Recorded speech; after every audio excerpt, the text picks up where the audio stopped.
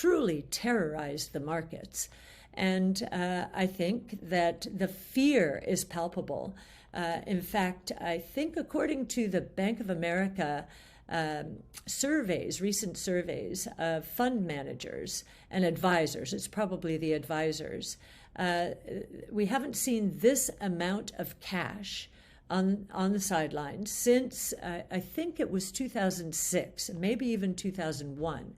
I do know also the same survey shows that the put to call ratio in the US market, meaning those short relative to those long put calls, is at 1.5 now, and it has not been that high since 2001.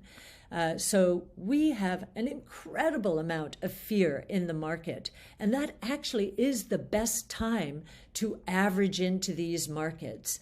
I remember in late 20, early 21, we could do no wrong. Anything we said was gospel at the time, and I knew that wasn't right. And at the time, I remember saying, keep some powder dry. It is for these moments, or averaging down throughout a period like this, that one keeps the powder dry. This period seems to be the flip side of the late 90s.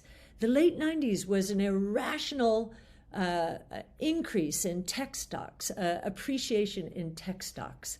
And it was incorrect. The technologies were not ready. And even if they were close to being ready, the costs were way too high.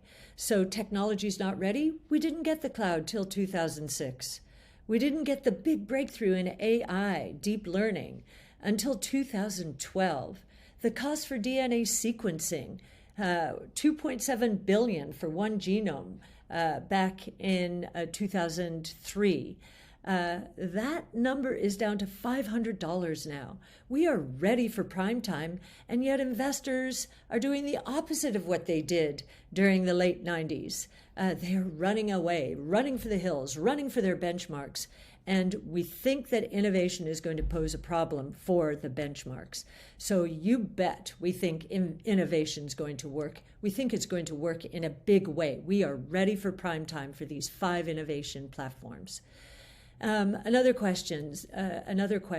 Investors seem hesitant to invest now for long-term growth, given supply chain disruptions and the economic downturn caused by rising interest rates. Why do we believe that now is a once-in-a-century investment opportunity? Well, a couple of reasons. Innovation solves problems. And we have a lot more problems now, even more than during COVID. We have corporations now experiencing margin pressure. And we have individuals, consumers, perhaps worrying about their jobs. And when we get into a period like this, businesses and consumers are willing to change the way they do things. And they embrace innovative solutions to their problems. Now, this once in a century is not an understatement.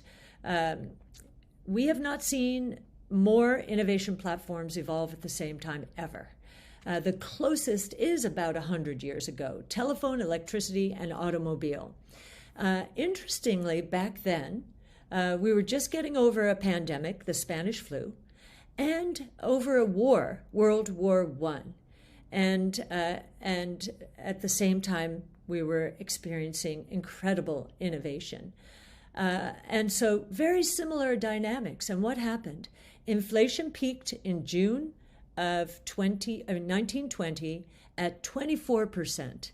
And within 1 year, it was minus 15%. We think we're going to experience a mini version of that during the next year. And then what happened? We launched into the roaring 20s when the stock market had, I believe it was a compound annual rate of returns of 25% for the next 8 years. The roaring 20s, we think we think we have a setup here for the roaring 20s, and it is all around innovation. So again, we do think about you every day. We are heavily invested not only in our own funds, all of us at ARK, but in our own company. We truly believe that our research is the best on innovation in the market. We give it away.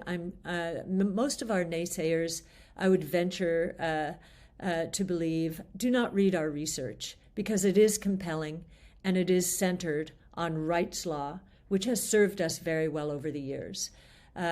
So it is darkest before the dawn, and the best time to invest, according to Warren Buffett and the great investors of our time and of all time, is when there is so-called blood in the street.